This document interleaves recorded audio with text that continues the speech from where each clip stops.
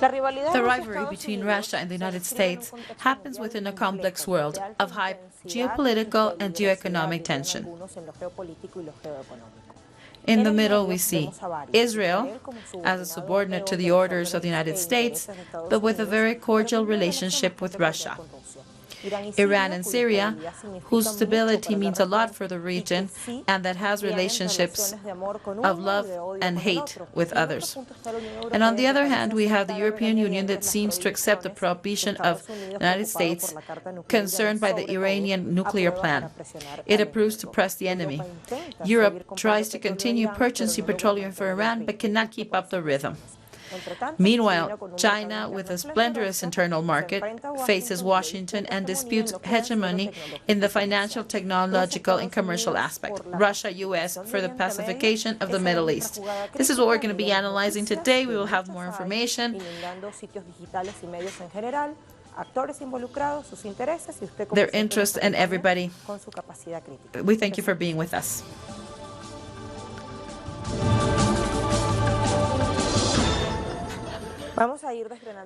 Let's start by deciphering the information. The last 24 and 25th of June, representatives of Russia, Israel, and the U.S. met to talk about aspects of the Middle East. Let's hear two of the actors. The three of us would like to see a peaceful, stable, and safe Syria. That is a common objective. We also have a common objective to achieve that greater objective, and that no foreign power who has arrived in Syria after 2011 remains in Syria. There are ways to achieve this common objective that will create a more stable Middle East, or at least a more stable Middle East in the part of the region. The departure of all foreign forces that came into Syria after 2011 will be good for Russia, for the U.S., for Israel, and I can say that also for Syria itself. We eagerly await to discuss concrete forms of ways to achieve this objective, which is fundamental to successfully implement the resolution of 2254 United Nations Security Council. This summit represents a real opportunity to help in the advance of the stability of our region, and particularly in Syria.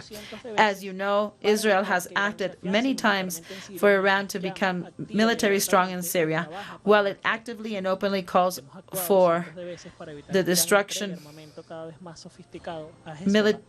so it won't be giving weapons to Hezbollah.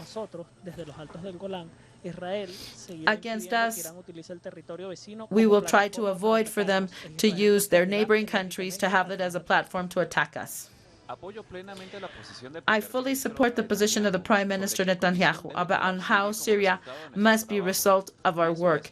And this is how he said, peaceful and safe. And I would like to add that it should also have sovereignty, independence, territorial integrity, and must also comply with the UN Charter. Russia and Iran have joint measures to combat terrorism.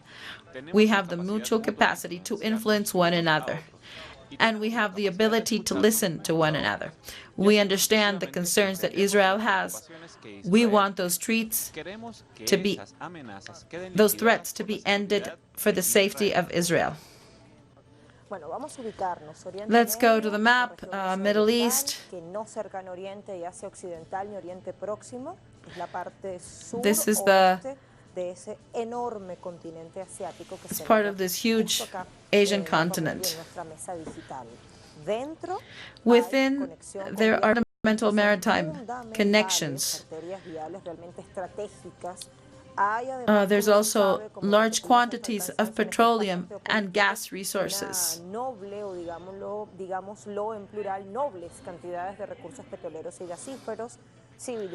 Ancient civilizations, heritage sites, strategic geographical points for military domain. If we see it, it is like in the heart of this part of the world.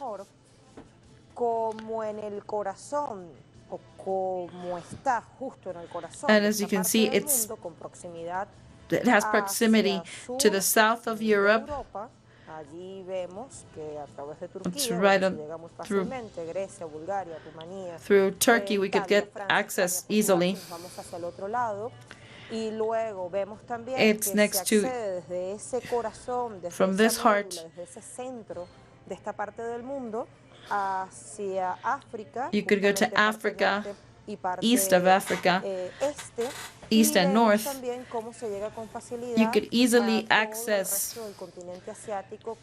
Russia and China.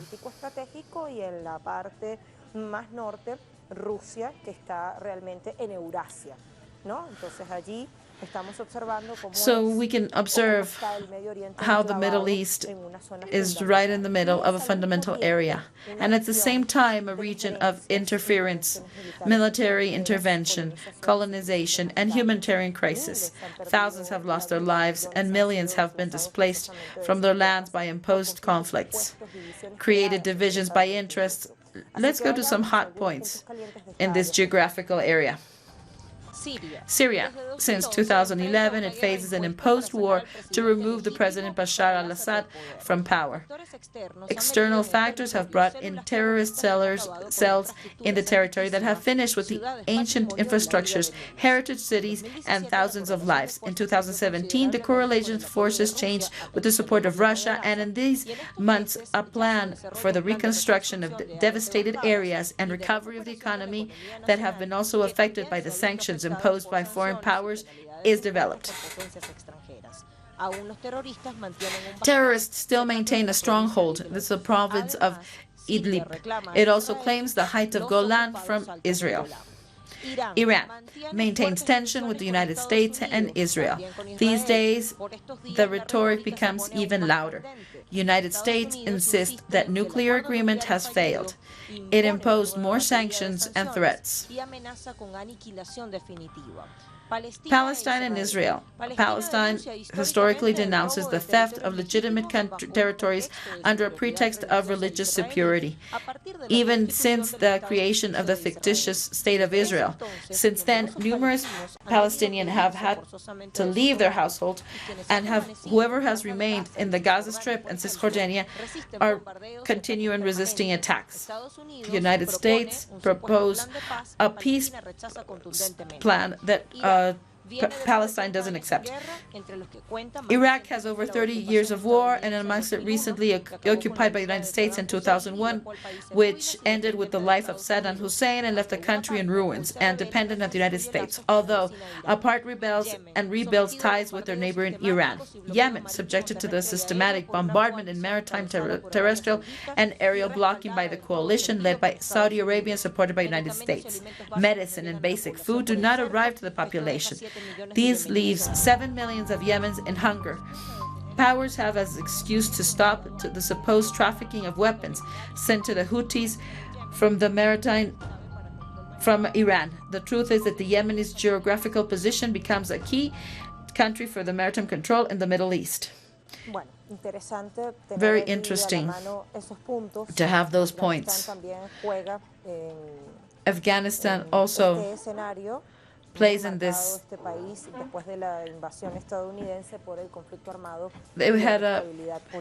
It has instability. On Monday, June 24, the United States announced a new package of measures that contemplates blockade of millions of Iranian assets, as well as the incorporation this week of the Minister of the Foreign Affairs, Mohammad Javad Zarif, to its so-called blacklist, which also includes a commanders of the Revolutionary Guard, the ideological army of the Iranian regime, declared as a terrorist organization by the U.S. As we see here, we can read on the White House, Trump is blocking and imposing an embargo and punishes assets without being able to be transferred, paid, exported, or withdrawn. Rouhani asked himself, he says, sanctions with what objective? To freeze the assets of the leader? He added, our leaders are not like those of other countries that have tens of millions in accounts abroad so that they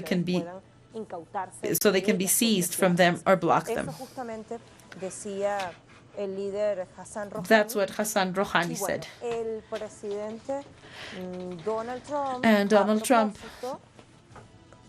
says this, or he tweets. Russian Sputnik news agency, he says, any attack on Iran to the U.S. will be responded with destructive force. With the imposition of these new sanctions, President Hassan Rouhani said that they were indicative of mental retardation, the so-called stupid and indignant. In addition, the Secretary General of the Supreme Council of National Security, Ali Shamkhani, announced that the Iran would leave two commitments of a nuclear agreement of the 2215 starting July 7. And this would be the last date. This was the ultimatum that Iran gave the European Union to make the countries fulfill the commitments. On May 8th, they had already announced that they would stop fulfilling two of the first points, not to sell enriched uranium or heavy waters. After this, Trump answers through a tweet. The ignorant and insulted press release published by Iran only shows that he has not understood the reality, and answering a non-existent threat of behalf of Rouhani, Trump wrote, an attack on any U.S. property will be answered to with overwhelming force and in some cases annihilation. Let's go to the Voltaire network. This is an analysis made by Thierry Mason. He's an analyst. Some days before of this summit, he said, the paper of the three members of the Security Council will be to compensate the loss of the losers, so there will be an acceptable agreement. And he described Bolton. He's convinced of the superiority of his country, but he cannot draw back on his word. And that's why Trump keeps him in his role. On the other hand, you've got the Russian envoy. He will not negotiate.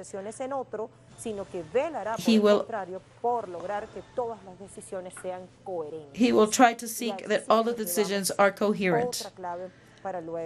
And this is another point of analysis that we will later piece together. From Washington, I would like to talk to Jorge Gestoso. What do you see as key factors in this game? Well, Lucia, some things that are more relevant in this meeting between the security people of Russia, Israel, and Russia. First, Israel plays in the big leagues. They are at the same negotiating table with the superpowers. That already gives them an international status, because they're talking face-to-face to other big powers. On the other hand, what Russia is doing emphasis on is that they're cooperating with Iran in the fight against terrorism. And that's what Israel is trying to sell, that idea. Because what Israel says is that Iran is promoting terrorism. So in that sense, they say that Israel is not doing enough in the fight against terrorism. But Syria has been able to do it through Bashar al-Assad, and they have been able to stabilize the situation, and they're fighting against terrorism. Of course, the U.S. is following this topic. John Bolton said that definitely these topics of this meeting will be discussed this weekend in the G20 summit this weekend in Japan. Thank you, Jorge. Maybe with more analysts we can decipher some of the information we have here. How different and not are the interests in the Middle East? Are there any possibilities of coherent decisions? This is what we'll be asking our guests. We'll be right back.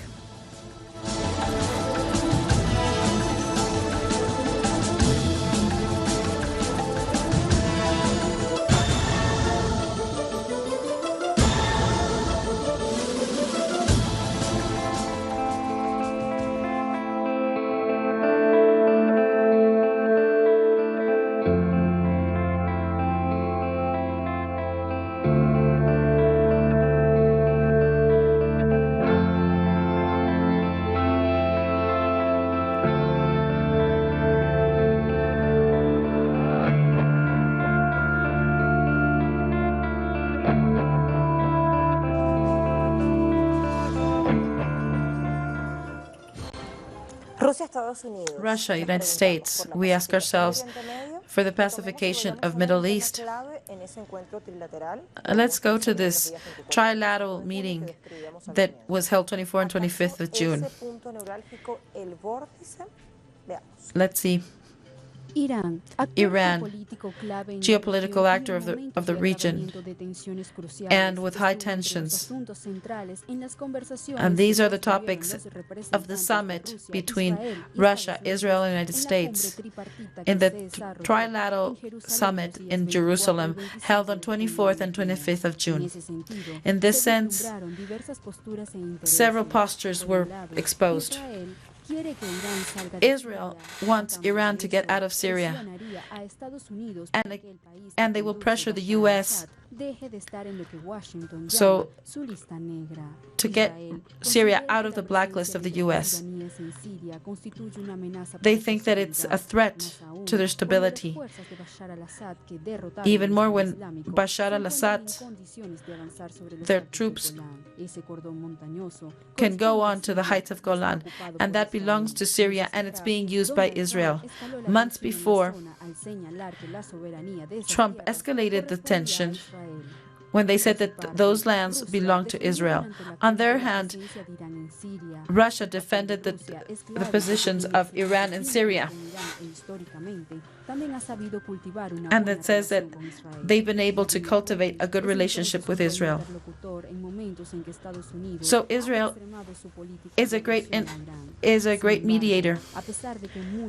However, many think that Russia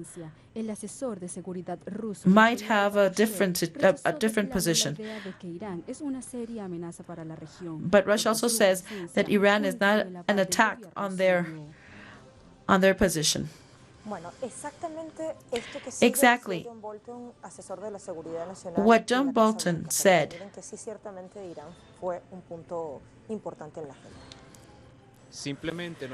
Simply, there's no proof that Iran took the strategic decision to reduce nuclear weapons. In a couple of days, maybe by the end of the week, Iran has threatened to go over the limits of the nuclear agreement. So we can say that this agreement was a failed agreement. President Trump yesterday imposed sanctions to the supreme leader of Iran.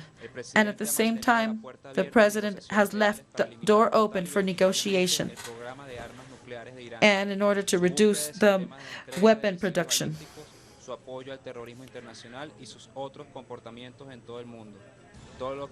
Everything that Iran has to do is just cross the door. Everything that. Now let's analyze with more analysts from Santiago, Chile. Pablo Joffe, he's an international analyst, and Francisco Coloane, he's also an international analyst. Let's start with Pablo. What is the role of these superpowers? What do they want? What is their bet?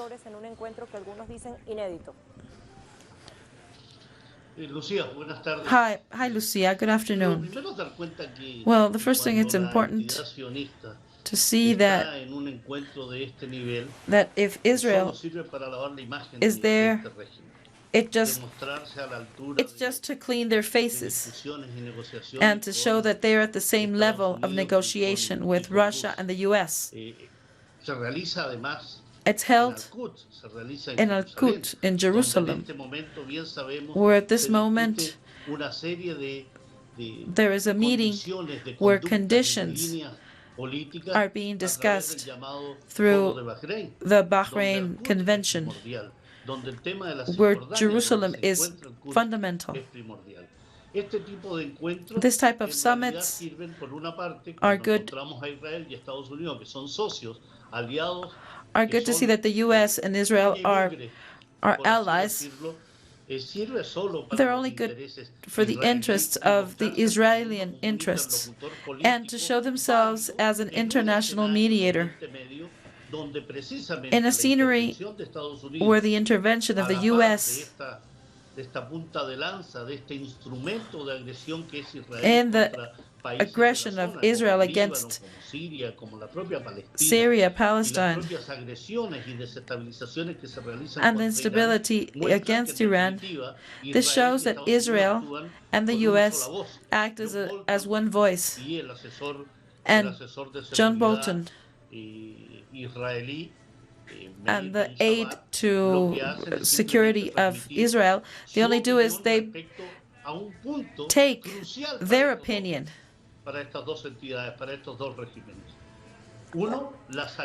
One, what they want is away from take Iran out of Syria. That is what Israel wants. Precisely because having Iranian presence in Syria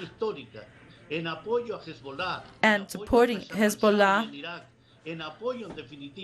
and basically to the forces that oppose imperialism, of course, that's a risk for Israel. And it would be a risk like they've never seen before.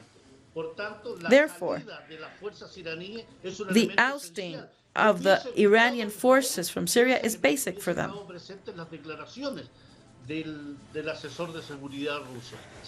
However, it wasn't like this. Iran's role was recognized, and Iran has played a role against terrorism, but also has complied with the nuclear weapons treaty. So the objective of the U.S. and Israeli was not fulfilled. What they wanted is a declaration to ask foreign troops to leave Syria. Of course, when we still know the presence of the U.S. in the Middle East and how they have military bases. So I think that this meeting, however nice they thought it was going to be, holding it in Jerusalem, it did not attain the objectives they were looking for.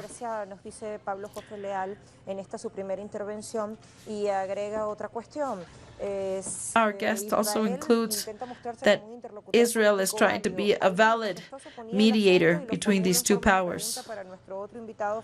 Now let's go to Francisco Coloane. Do you think that Israel is playing it in the big leagues more than like a subordinate partner? He's just like another actor? Well, Israel has never been a small actor. Israel is the same form of the United States. What matters is that Israel is an ally of the U.S. and it's one of the main designers of terrorists getting into Syria to assault Bashar al-Assad.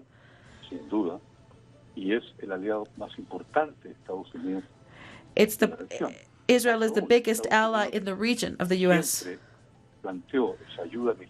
They always supply military support to Israel so they can act like a subsidiarized power. And they were given the representation of the hegemony of the U.S. And it didn't work at all. However, today, Israel is a problem for the U.S. due to the mistakes. It wasn't that much in the Iraqi nations, but more in Syria. Let's not forget that Turkey, through their wide open border, many terrorists passed to Damascus, Homs, Aleppo, and Saudi Arabia. And another thing, when we speak about Israel, in this meeting, Israel is represented by Saudi Arabia. So here we have the meeting of three: United States, Israel, and Russia, and with one piece that is missing, which is Palestine.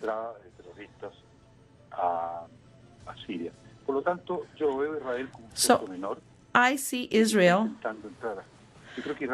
like a smaller actor that is trying to be at the same level. And they have not been able to defeat Bashar al-Assad.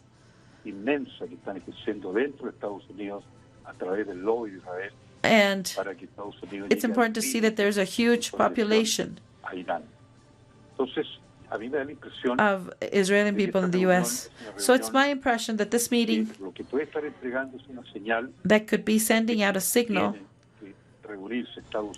that the U.S. has to meet with Israel and Russia to figure out a solution of terrorism.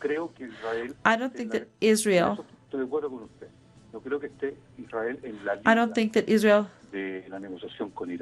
is trying to negotiate with Iran.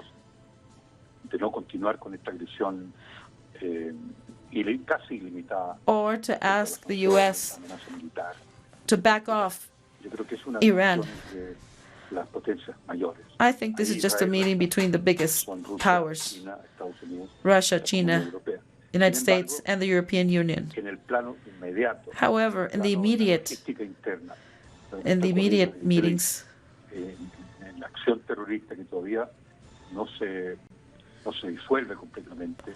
with this uproars of terrorism,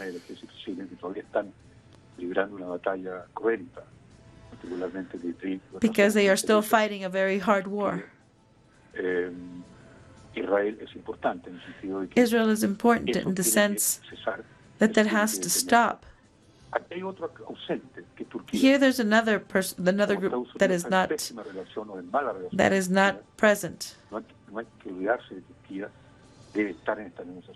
We should also have Turkey there. What happens with the boundaries of Turkey? What happens with the Kurds? They are too financed by Israel. So that's a complexity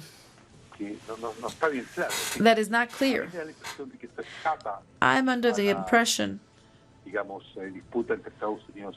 that this dispute between the U.S. and Iran, there's something more specific, that Syria must become peaceful.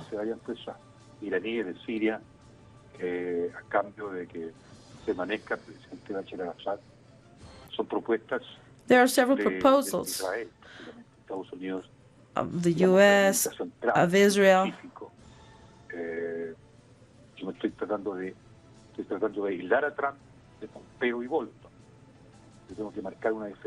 So it's Trump is divided. Trump wants an agreement with Russia, but Israel doesn't let it. So there's a domestic disorder in the U.S. So you cannot have a clear international policy. Francisco, let me share with you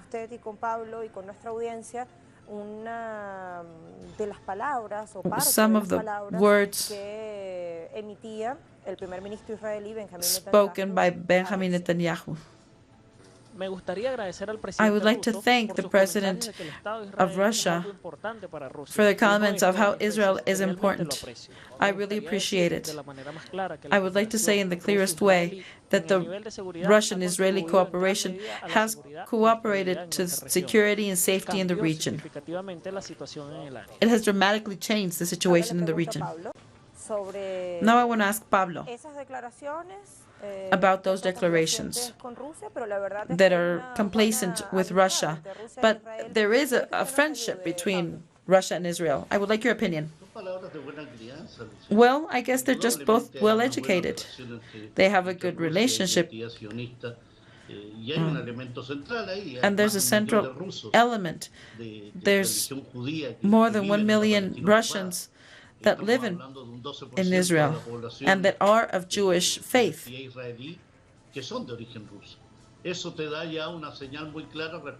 And there are Jewish people that are Russian descent.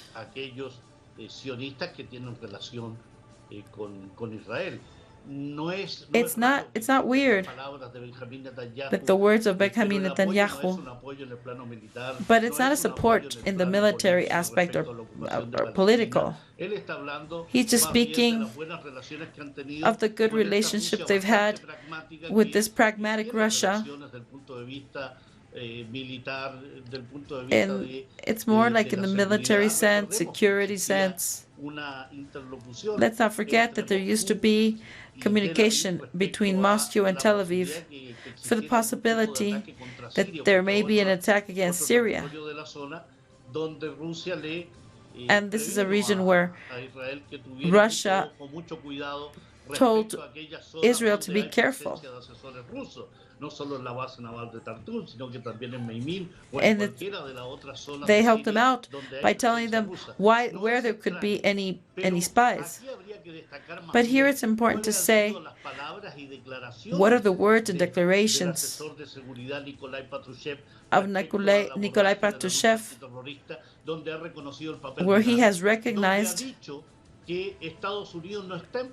what they say is that the United States is in no position to decide over the Iranian permanence in Syria.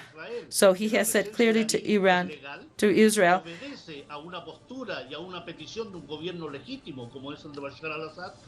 that Bashar al-Assad needs to be in control of Syria. And they said that the U.S., who supports Israel, has told them with clarity that they will not decide on the presence of Iran in Syria. So it's not a complete meeting if Iran is not there, if Syria is not there. So we need a series of actors that have importance, so there can be a process of stability in the Middle East. And here there are clarity that are fundamental. One, if they did not see each other, they would not have any success.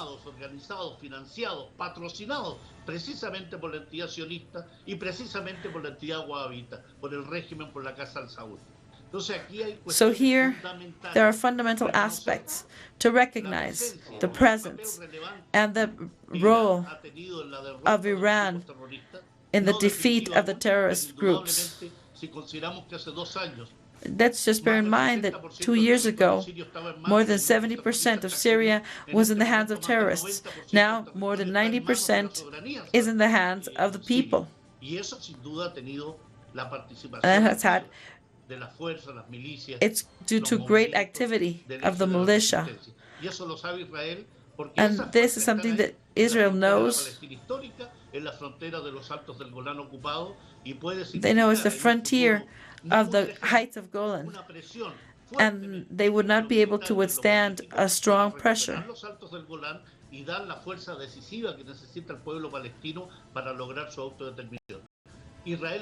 Israel is worried, and it's well for them to do so. And they expect to have the support of big countries like Russia. Of course, they had nice words, but it will be Iran who decided that. Apart from the confrontation, is it Iran, Syria, or is it both? Where's the vortex? Where's the epicenter?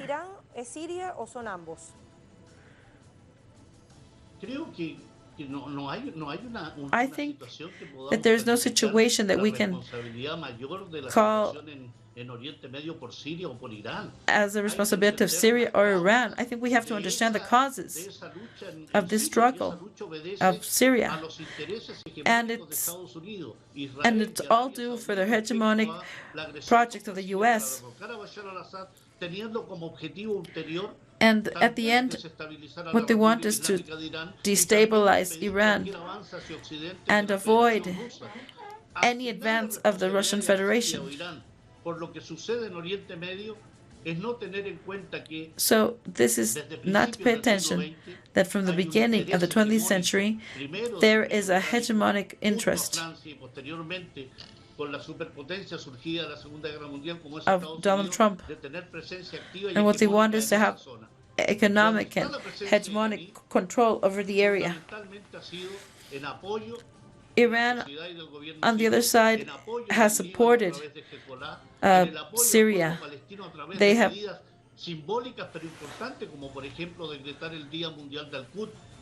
for example, they also support Palestine. They support the Iraqi forces too to fight against terrorism. And also the Russian support. Without it, we would not have this atmosphere. And there is a possibility that this might grow too short.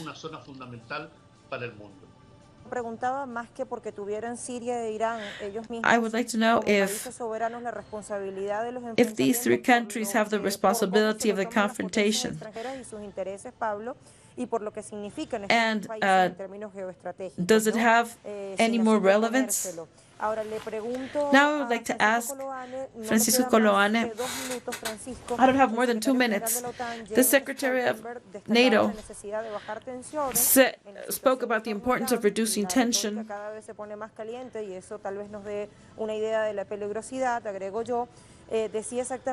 He said exactly, we are worried for of the tension and how we're worried about Iran supporting terrorism and the uranium production. You think that there is the agenda for this meeting? Do you think there's this part of the aspects?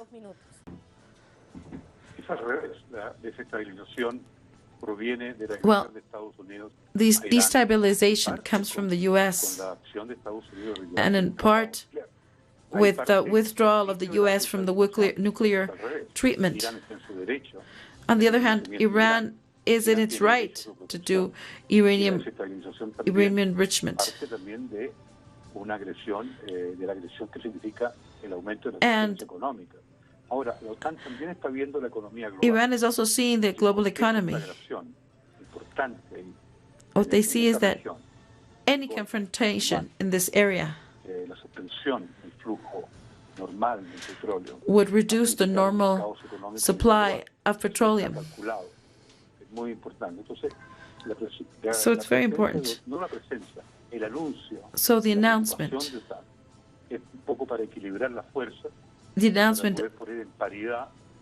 is also to keep the table on the same level.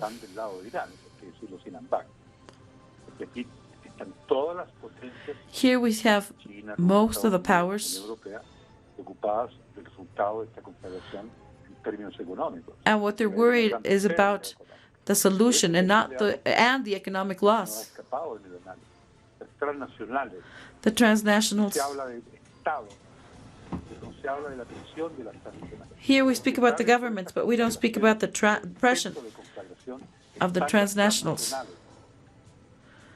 who are also involved in the conflict.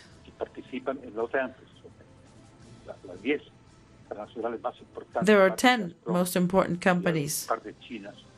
And on the other hand, China, whose names, the numbers are the names I don't remember, but they support the transnational companies. What they do is destabilize. What is their main objective? It is to incorporate a region that goes from Algeria, Nigeria, all the way to the Middle East.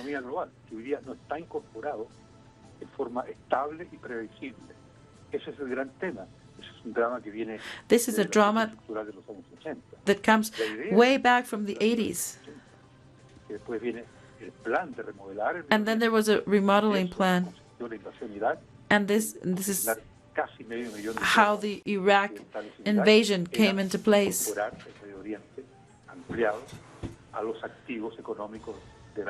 They wanted to increase their parts of geopolitical power. That's why Russia and China are worried of that variable, because they don't have the strength of the international franchises. So all of those investments are on the West. Yes, thank you very much for your participation, for both of you. Let's go to the next part. What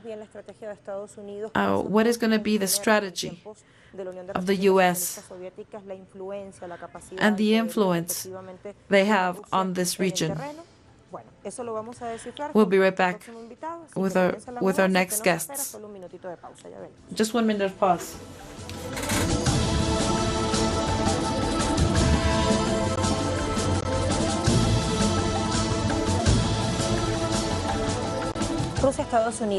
Russia, U.S.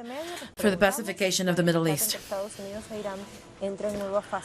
There's a new phase since the year 2018. They decided to withdraw from the nuclear weapons treaty.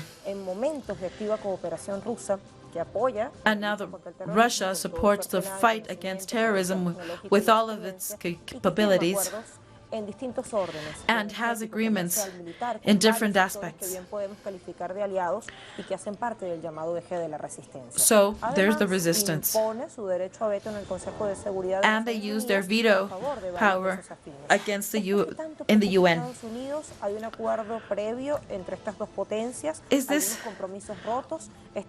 We want to analyze the context of this and all of the implications of all of this.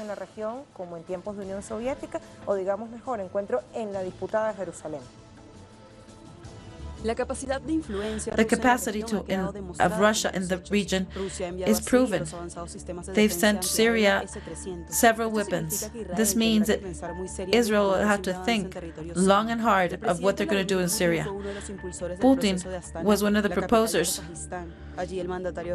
of all of this. Russia was able to call to a peace plan, and at the same time, between Iran and Turkey, he was a mediator between these two countries. All of these movements make U.S. uncomfortable because decisions are made without them being involved. On their behalf, the European Union is now in a second place. Emmanuel Macron and Angela Merkel are not doing anything. At the same time, Let's analyze all of this. Let's talk with Felix Villarroca. He's an analyst of international affairs. He's a professor of constitutional law and specialist. I would like to hear your position on this. What is the U.S. strategy on this? a Rusia? ¿Qué tan disímiles son los intereses? How different are the interests? Is there any chance that there are agreements? Well, we hope history doesn't repeat itself. As Garcia Marquez said in his book in 1956, he wrote an excellent article when we were 5 minutes before a nuclear war. When we analyze what's going on in the Middle East, there was a long time ago, there was the elections in the U.S. le notifican del hecho, anuncian con la posibilidad de intervenir militarmente y a Eisenhower le dicen no molesten que ando en plena campaña y además estoy cenando. This has happened before. When there is tension in the Middle East, sometimes the U.S. says, no, we don't want to know anything about it because we're in the middle of the electoral campaign. Lo recorre él y despliega varios de los suyos. And well, Trump is doing that. He's sending just his envoys to the region. Well, there are many complex situations in that region. Before, when we're speaking about the Suez Canal, what's happening now is not so different. So as we can see it, it's what are the main concerns of the U.S.? The first one would be that the agreement of Geneva 2012, where they were going to comply. And if you see, John Bolton says, when talking about with the relationship with Israel, you understand, and what they want to be is they want to still be an important actor in the world. A second concern could be with the advance of the technological advances of Iran in making an atomic bomb. If it is well known that Iran is interested in developing a nuclear bomb that could counteract against the power of the U.S. And the third main concern, it has to do with the price of the oil and how the U.S. wants to keep it between $60 and $70. So, the pressure of the U.S. tries to block the Syrian and Venezuelan supply. In this way, they think they can counteract the Russian economic power, but they are not clear to understand that Russia, that has been affected by the sanctions. However, they don't understand that they have not been able to bend the knee of these countries. Therefore, like in 1956, oil was an important factor. And this year, it's the same thing. Those great oil reserves and gas reserves to provide all of these resources to Europe. And it also has to do with Venezuela. They want to stop them from being able to sell their oil. What they're trying to do is put their hands on our oil to try to give cheap oil and gas to Europe. ¿Usted cree que si tomaran el petróleo venezolano, si logran la intervención, hacia allá iría como prioritario? You think that that's what they would do if they had their hands on the Venezuelan oil?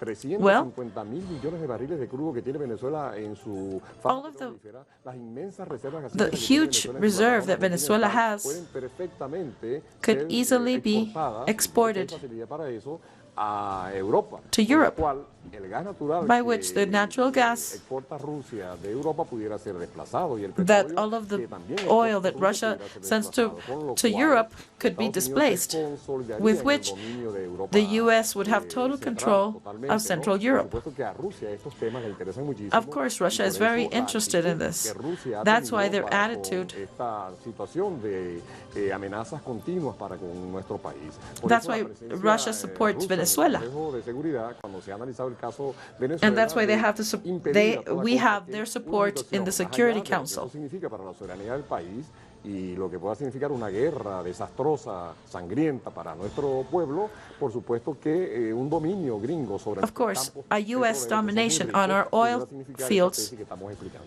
Leíamos could en esta explain all of recomendación this. un artículo que usted me dijo cuando We were estábamos en reading an pausa, que article había that you leído suggested, en la Red Voltaire, es de Pierre which is in Messam, Red Jefe Voltaire, Equipamiento de alto nivel en Jerusalén es su título para quien hasta ahora conecte y quiere buscarle.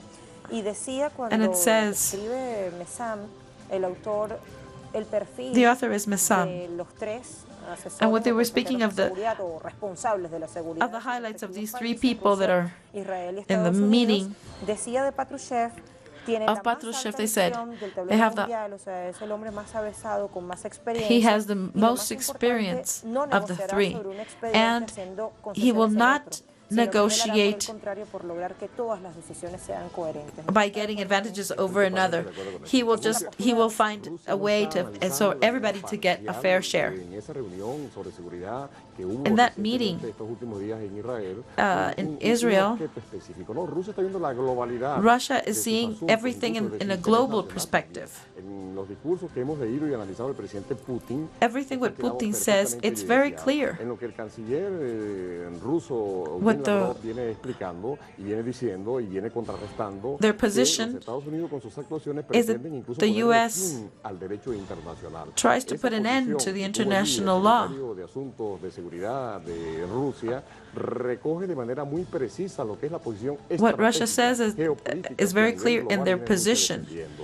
political Con relación a position. Decía, Irán está colaborando con la lucha contra el terrorismo. What they're saying is that honestamente, Iran es decir, él is fijaba también una collaborating postura importante, against una nación terrorism with the que world. en este momento está jugando un papel fundamental en la región. And they Y lo play está a jugando de fundamental manera bien role. clara. Es decir, And they Rusia, play it very clearly. no negó en la reunión que Russia la did presencia not iraní en deny Siria that the cuenta con el Iranian aval y el reconocimiento presence y la autorización del gobierno de Bashar al-Assad en Siria. has Por the tanto, support como of bien Bashar dijeron los al-Assad compañeros in Syria. que nos precedieron en esta conversación, As some of the previous si, Irán se irá de interviews Rusia cuando de Siria cuando la propia Siria así lo decida o cuando el propio Irán lo decida. said Por that tanto, no se the trata presence de of una Iran in posición, Syria will end when they decide so. Que los Estados Unidos de So it's chantaje not- puedan tener It's para, not that the U.S. con Rusia en el can sentido de blackmail presionar Russia la salida de in the Irán sense of del pressuring territorio the exit sirio. of Hoy por hoy, Iran cuando ya from Siria Syria. casi más de un 80% Now del we can say territorio that está bajo el control del Syria ejército y del pueblo sirio. is La almost presencia 80% iraní en under the Rusia ha control demostrado of que ese Syria. equilibrio se ha mantenido y que no hemos So visto, what we can como see is dice that the control has García been Márquez maintained. en su reportaje escrito en el año 56. And as García a una Márquez said in conflagración 1956, de otro tipo mucho más grave, porque justamente en Siria it's the same Rusia, situation. Syria, Irán, Russia, incluso Iran, dentro even de China. La tercera preocupación que interesa analizar allí, que es el factor económico, ha jugado un papel China de is a headache for the fundamental U.S. en esta guerra que existe, en donde el factor económico, el problema de los aranceles, el problema incluso de los this precios, tariff y el problema war interno que tiene Donald Trump. and the Acuérdense ustedes que internal Trump, problem en that esta Trump reelección, has. anunció incluso Let's que iba not a mantener forget el pleno empleo que hasta ahora that vocifera Trump has tiene, offered in y his pretende presidential mantener el campaign desarrollo that he will industrial, que keep los Estados Unidos hoy the es boyante y floreciente, y the por working tanto, numbers, si algo no le interesa incluso al mismo presidente that norteamericano, unemployment rates crear una will crisis not go que up. eche por tierra lo que electoralmente está planteando. So Félix, he me needs veo en to deuda con take usted care todo of el his tiempo, campaign. pero como siempre viene, yo sé que vamos a saldar esa deuda muy pronto. ¿Cómo no? I hope to have you soon again with Ideas us. conclusivas sobre la base de esto que hemos podido Let's go to intercambiar conclusions. en esta jugada crítica con nuestros analistas.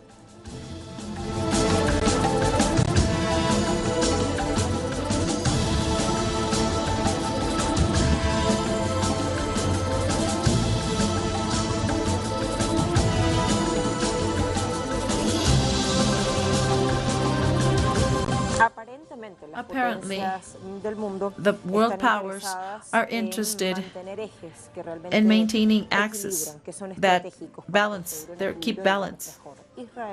Israel is a clear subordinate, but not a minor partner. The contrary, a regional power and the most important alliance of the United States and Saudi Arabia in the region, and at the same level of the negotiation with the United States and Russia to get